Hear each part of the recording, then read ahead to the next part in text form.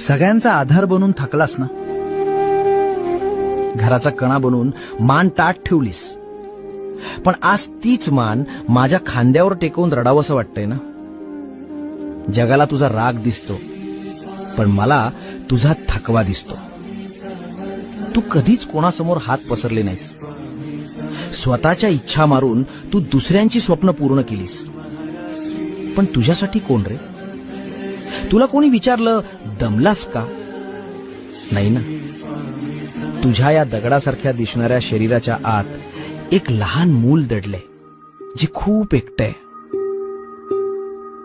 आज तो मुखवटा काढून टाक. खंबीर माणसालाही रडण्याचा अधिकार आहे. जगाचा भार वाहणारा तू असलास तरी तुझा भार वाहणारा मी आहे. शांत हो, भिवू नकोस.